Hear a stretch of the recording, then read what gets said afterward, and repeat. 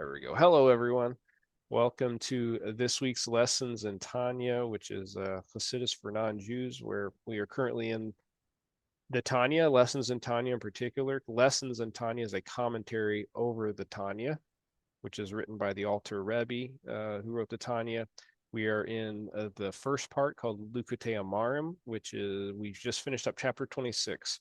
So we're going to go into chapter 27.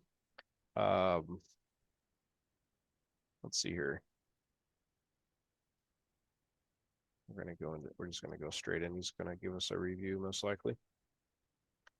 In the previous chapter, the Alter Rebbe states that sadness, oh yes, right, we were talking about sadness and how sadness, you can profit from sadness if it's in the right process.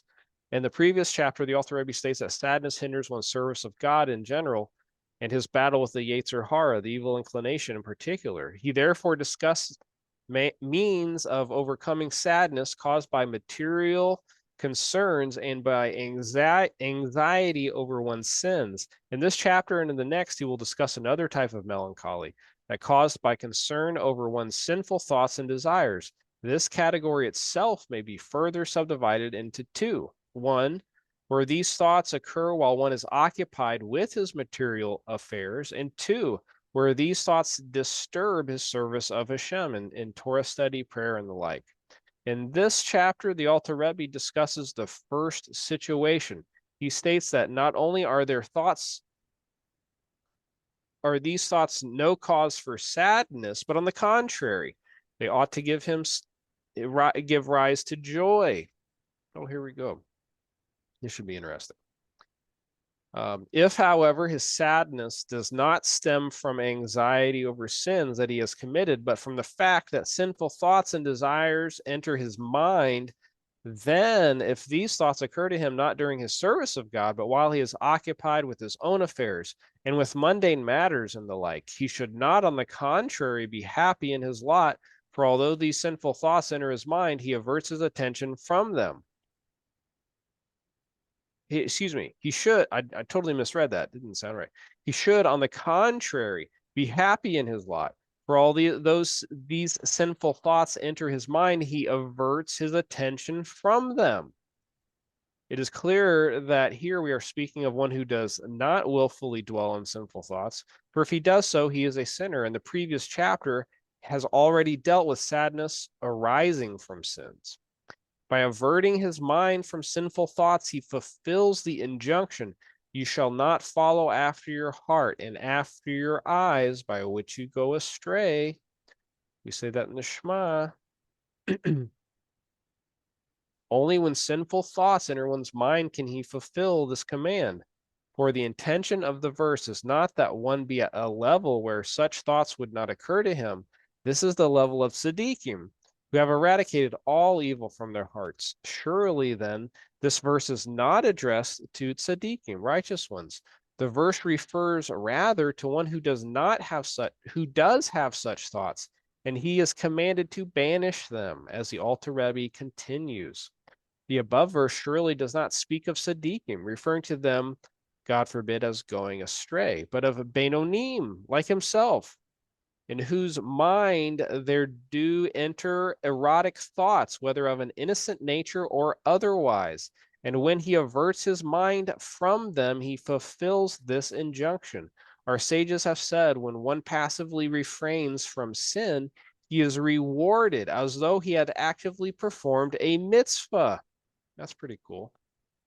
Consequently, he should rejoice in his compliance with the injunction, just as he does when performing an actual positive precept, mamish, as if he literally did a work of a mitzvah.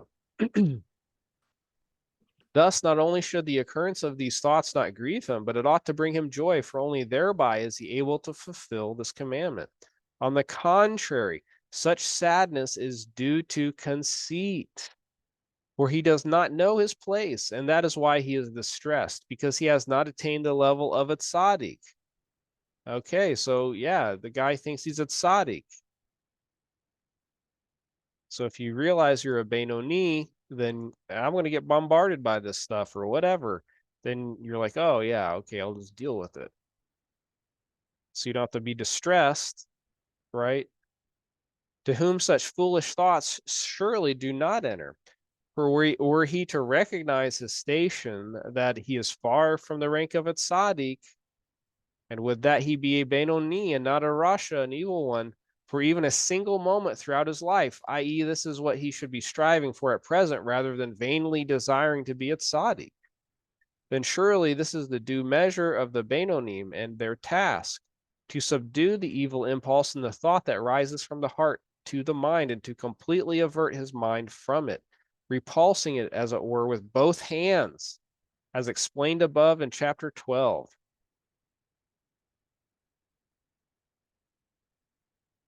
I don't remember the both hands thing.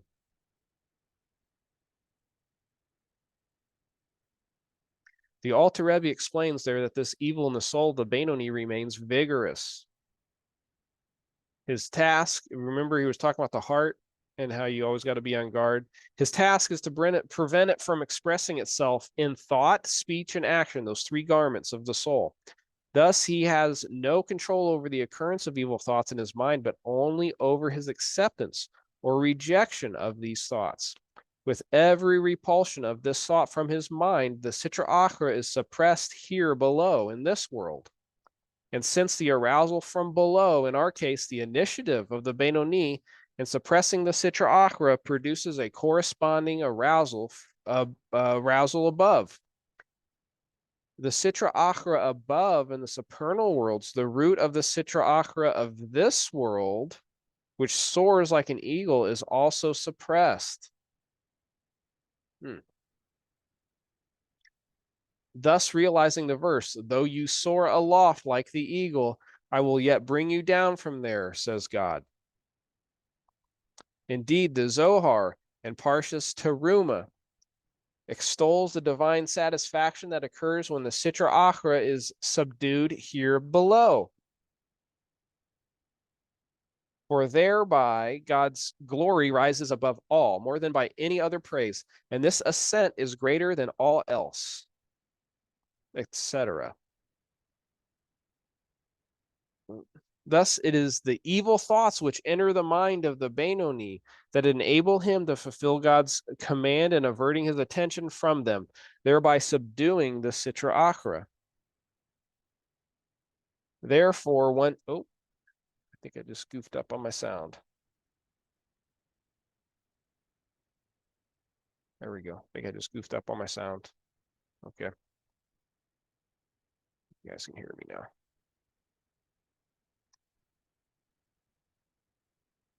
Need to get a new USB port. Okay. Thus, it is the evil thoughts which enter the mind of the Benoni that enable him to fulfill God's command and averting his attention from them, thereby subduing the Sitra Achra. Therefore, one should not feel depressed or very troubled at heart.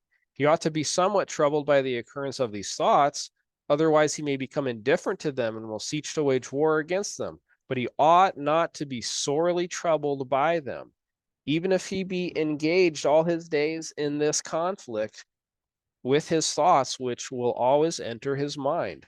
Though he may never rise to the level which precludes their occurrence, he should not be depressed. For perhaps this is what he was created for, and this is the service demanded of him, to subdue the Sitra Achra constantly. Concerning this, Job said to God, you have created wicked men, as though it were preordained that one man be wicked and another righteous.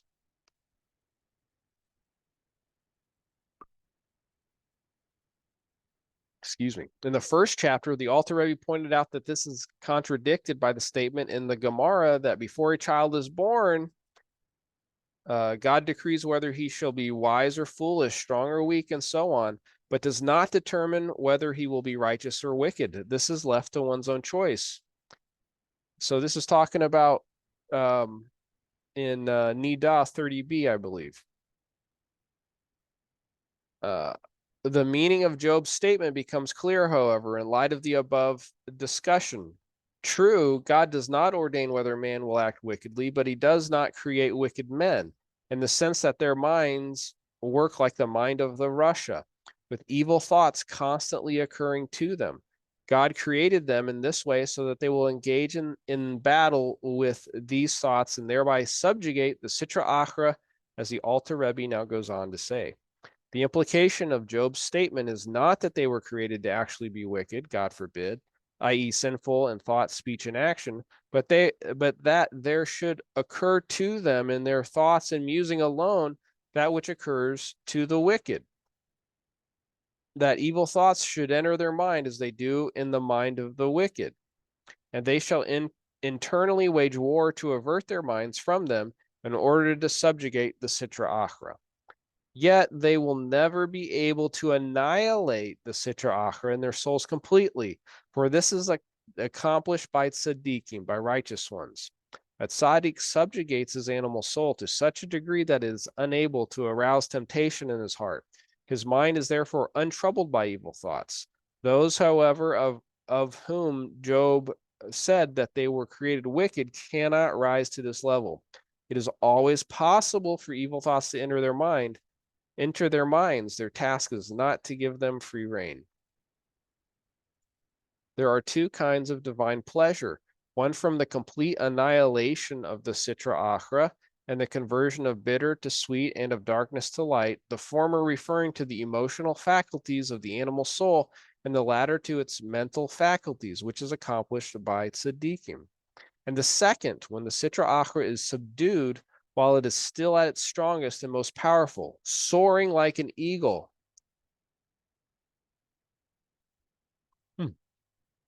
And from this height, God topples it in response to human initiative, i.e., as a result of one's efforts at subduing the Sitra Achra in his soul. This is accomplished by Beinonim. Each of the two aforementioned categories, those who were created righteous and who were created wicked, brings about one of these two kinds of divine gratification. This is alluded to the verse, and make me delicacies such as I love. James, may I add something here from the Steinsteins? Sure. Yeah, go ahead.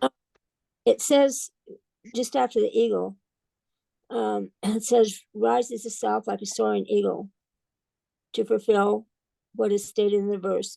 If you rise yourself like the eagle, or place your nest among the stars, from there I will bring you down, the utterance of the Lord. And it was interesting about the Sitra Achra, what you just said. Whatever occurs in our world also occurs in the higher world in an even more powerful and encompassing form. When the Sitra Achra is subdued in this world, it is also subdued at its source. The root and source of Klipa is that it elevates itself to become an entity in itself, separated from God. And the subjunction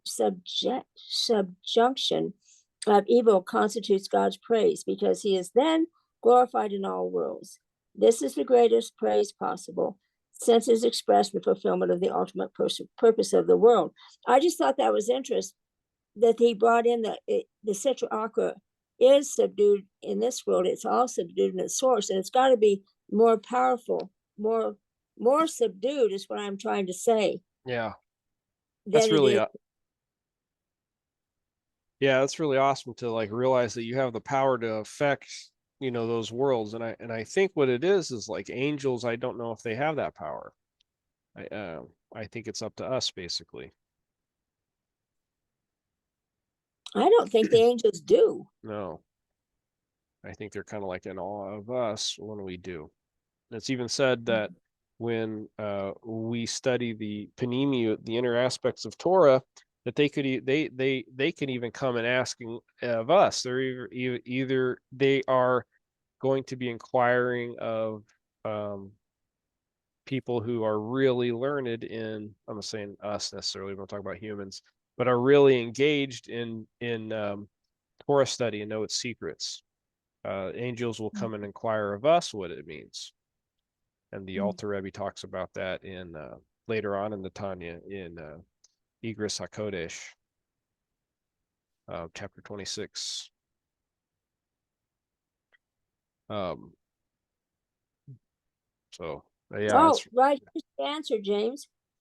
And it says, but since an angel exists solely in the higher worlds, it cannot relate to physical entities created on the comparative lower level. So it cannot fulfill the highest purpose of creation. Only imperfect mortal man who struggles with himself and who can yield to the Sitra Achra and become lower than everything can in turn cause God's glory to raise beyond all other praise toward the original purpose of existence and beyond it, when he makes the choice to subjugate the Sitra Achra. Oh man, yeah, excellent. That's exactly what we were talking about. Very good. It's excellent. I don't remember this verse. It says from Genesis, Bereshit 27:4. This is alluded to in the verse, and make me delicacies such as I love. Where the word matamim, delicacies, is written in the plural, indicating two kinds of pleasure. These words are the charge of the Shekhinah to its children, the community of Yisrael, explained in the Tikkun Zohar. That with these words, God asks of Yisrael to please him with their divine service. Just as with material food, there are two kinds of delicacies. One of sweet and luscious foods and the other of sharp or sour articles, which are unpleasant to eat in their natural state, but have been well spiced and prepared so that they become delicacies which revive the soul. So too are there two kinds of spiritual delicacies. One is provided by tzaddikim, who are occupied solely with matters that are good and sweet, holy matters. Having conquered the evil of their animal soul, they no longer need to grapple with the Sitra Achra. Their divine service consists of increasing the light of holiness, and the second kind of delicacy is provided by Beinonim, who are occupied with bitter matters, with battling against the Sitra Achra in their soul, and with the evil thoughts that it spawns. This is indicated in the verse, the Lord has made everything for his sake, even the wicked for the day of evil. How can it be said that the Rasha was created for God's sake? This means, however, that he should repent of his evil and turn his evil into day and light above. When the Sitra Achra is subdued and the glory of God is uplifted on high. Thus, the James, meaning. Go ahead. well, I was thinking, that was had to do with Esau, Isaac wanting the delicacies from Esau, and having, and gamey meat is more, not as tasty as domesticated meat. So he would go and get the deer, spice it up really good, and turn something that's not really that good, gamey meat, and turn it into a delicacy. I didn't know that. Very good. When Yaakov asked Esav, go get me some of that meat. Is that what you're referring to? Yes. Yeah. Oh, I got you now. Yeah. That makes sense. Very good. Huh. And so that's what they went and killed a goat, but they did the same thing, with Yaakov. He killed the goat, and all they did was spice it up the same way that they would spice up the gamey meat and served it to. Oh, Uh, I didn't. Mm. I forgot that. Very good. Thank you so much. Deer's not gamey. well, I mean, I like gamey meat, but Yeah. Thus, the meaning of the words, even the wicked for the day of evil, is that the purpose of the wicked is to transform the evil into day. The central point of the above discussion was that through the occurrence of evil thoughts in one's mind and through one's battle against them, the Sitra Achra, the other side, is subdued, causing great pleasure above. The Alter Rebbe now goes on to say that this subjugation of the Sitra Achra and the consequent divine pleasure are brought about not only by one's struggle against the Sitra Achra when it attempts to lead one to sin, as in our case, where the lack of a struggle against evil, against evil thoughts and the continued meditation on them would constitute a sin. Rather, one produces the same effect by struggling with one's nature and abstaining from permitted matters. For, as explained in chapter 6, any permitted action done without the specific intention of leading one to the serving of God, As for example, eating in order to obtain strength for Torah study or performing mitzvot derives its vitality from the Sitra Achra. So it's saying here you could eat things that are permissible, but if you're not doing it for the proper kavana, for the proper reason of serving Hashem, then you're deriving vitality from the Sitra Achra, or giving to it. I don't know. We'll see. It says derives its vitality from the Sitra Achra. This term simply means the other side, i.e., the absence of holiness. Only an action so directed can draw its vitality from the realm of holiness. Therefore, whenever one refrains from doing even a permissible act in which the intention is lacking in order to subdue the Sitra Achra, he gives rise to divine pleasure.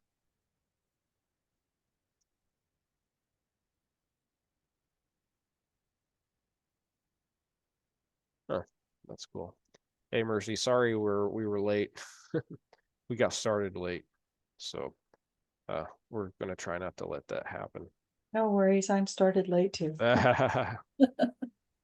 Furthermore, not only by fighting his evil thoughts does one subdue the Sitra Achra, but even in matters that are fully permissible. Every act of sacrificing one's impulse, even if only for a short while, i.e., if he delays partaking of even the permissible and essential with the intention of subduing the Sitra Achra and the left part of his heart, achieves this end. For example, when he wants to eat but delays his meal for an hour or less, and during that time, he studies Torah. That's so funny. That's literally what's going on. Couldn't eat my dinner. I don't know if this is exactly what's going on, but hopefully I'll get to it after this. I just busy. I don't know what else to do. Study and Torah. Yeah, exactly. So if my wife listens to this, thank you for making dinner. Sorry, I can't eat it right now. For if he occupies himself with other physical matters, he does not subdue the Sitra Achra by postponing his meal, since he is in any case indulging his animal soul. But if he studies Torah during that time, then even when the delay of his meal does not gain him any time for Torah study, for he would have studied Torah regardless, as will soon be stated. And despite the fact that he eventually does eat, yet he subdues the Sitra Achra by the mere effort of postponing his meal, and thereby he brings about the divine pleasure caused by every subjugation of the Sitra Achra. So literally, like, just beating up the Sitra Achra just to mess with it. It's like, if you want to fight, then just go and fight the Sitra Achra a little bit this way. That's kind of funny, but it seems like that works. As the Gemara states, the 4th hour of the day is when all men eat, but the 6th hour is the mealtime for scholars. Okay, that may explain it. And I forget how that works. I forget what the 4th hour is. I forget how time works. I know how the. Yeah, Go ahead. you're not supposed to eat till the 6th hour, so you got 2 more hours. The scholar. But I mean, like, do you remember, like, when it comes to Jewish time, like, what is considered what's 0 hour and 1st hour and all that? Isn't it in the watches? Yeah, I learned it like 20 years ago. Well, that was been a long time ago since Yeah, me too. looked at that. And I probably even wasn't from a kosher source when I looked at it. So I don't know. So because they would go hungry for 2 hours with this intention, although even after the meal they would study all day. Similarly, if one restrains his mouth from saying things which he greatly desires to say concerning mundane matters, even where there is nothing wrong with the words per se, yet he refrains from speaking them precisely because he feels a desire to do so. And likewise, regarding his thoughts of his mind, he suppresses an urge to think about some mundane matter. Even by the slightest subjugation of the Sitra Achra here below, the glory of God and his holiness is greatly elevated on high. From this holiness, a sublime holiness issues forth upon man below to assist him with a great and powerful aid in the service of God. We've learned about that. So Hashem helps you. This is what our sages meant when they said, if a man consecrates himself in a small measure here below, he is sanctified greatly above. This is apart from the fact that when one sanctifies himself in permissible matters, he thereby fulfills the positive commandment of the Torah. Sanctify yourself and be holy. Hence, apart from the consolation previously offered offered the Benoni, that through turning away from evil by combating evil thoughts and desires, he affords God a pleasure that Tzaddikim cannot. His battle with the Sitra Achra also contains a positive quality in the category of doing good that is likewise not present in the divine service of Tzaddikim. This positive quality is the fulfillment of the mitzvah. Sanctify yourselves. Oh, cool. Which applies only to Beinonim, not to Tzaddikim. For the intention of the commandment is that even one's personal, permissible, and mundane matters should not be attended to out of the desire of one's animal soul, but for the sake of God. This directive cannot apply to tzaddikim, who are unencumbered by desires of the animal soul, as the Alter Rebbe continues. I want to read this again. This is apart from the fact that when one sanctifies himself in permissible matters, he thereby fulfills the positive commandment of the Torah, sanctify yourself. Okay. Hey, James. Okay. Yeah. Yes. On this, where you're at now, what Strong's says Mhm. is the Benoni subjects struggles and conquers. The Zadik does not struggle and cannot be a victor in the same way. For him, the enemy has turned into an ally. The war is over. There is no battle against evil because it dissipated before him as darkness gives way to light. Light does not need to battle against dark. The light only needs to exist for darkness to be vanquished. The Benoni is different. He must struggle with the Sitra Achra. For him, the Sitra Achra is not a shadow, but a demon, not an illusion, but a real and malevolent force. The Zadik has succeeded in overpowering the predatory beasts, while the Benoni still struggles with their savagery. When the Benoni overcomes the Sitra Achra, at its most powerful, equal in size to the entire universe, he shatters evil on all levels and in all worlds. Very good. Yeah, I like Steinschultz. Steinschultz. The meeting Is of that what yours, Russell said? I'm sorry? I was just asking Russell if that was what his Steinschultz says. I don't know if he heard you. Yeah, I wasn't there. I wasn't there. Alrighty. The meaning of sanctify yourselves is you shall make yourselves holy. That is to say, although in truth one is not holy and separated from the Sitra Achra, for the Sitra Achra of his animal soul is still, as at birth, at its full strength and might in the left part of his heart, the seat of the animal soul and evil inclination. The word Kedusha, now, why is this? We talked about this a long time ago, months ago. Even Yisrael has an animal soul that is from Klipat Noga, the Klipa Noga. So there's still an element of good and evil in there. Now, the thing is about a Yisrael is that they get a secondary soul called the Nefesh Elokis as they grow in Torah and mitzvahs. And that sole purpose of that godly soul, that Nefesh Elokit, is to do this and as well as elevate the sparks from all the Noga in the world, from the Klipa Noga in the world, and subdue the completely impure Klipo through negative commandments. The word Kedusha, holiness, means setting apart, i.e. separate from the unholy.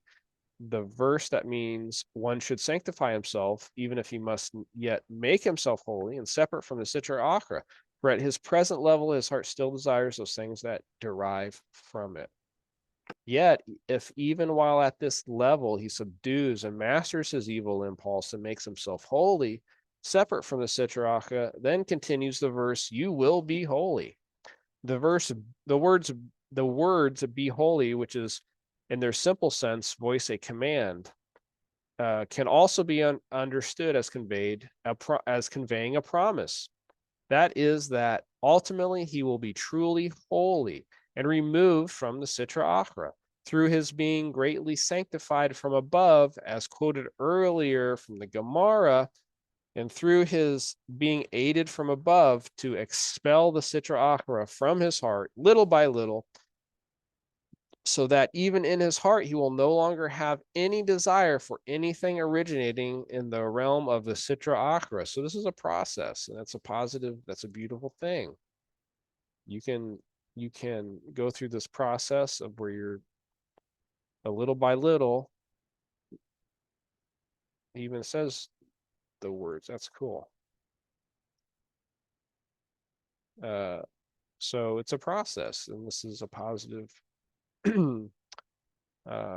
accomplishable thing. And he's telling you how to do it, which that's the thing I love about the Tanya and the Alter Rebbe, is that it's like a really just amazing process. Instead of like just opening up the Torah and trying to read it and start somewhere, it gives you a process, and it's a systematic process, and not only it's systematic, but explains to you through all the different worlds. It goes from the most loftiest things and it brings it down here into what we can do, how we enclose those things in thought, speech, and action. And it's just so wonderful. I'm not saying I'm a huge scholar in Jewish books, but out of the things that I've read, like Hasidus really hits the nail on the head with that, particularly the Tanya. So I think it's wonderful that we're all able to get into it and make sense of it in the non-Jewish community, because it was originally written for just the Jewish community. And not to be selfish, but just the fact that the Christian Russian government at the time, they're not going to allow something like that to be written for non-Jews, because it would look like they were trying to Judaize non-Jews, or trying to convert them to Judaism, which I would assume that the Orthodox Church, the Russian Orthodox Church, would not want that to happen. So the fact that we can study this a few hundred years later and make sense of it and apply to it even into the non-Jewish life is pretty amazing.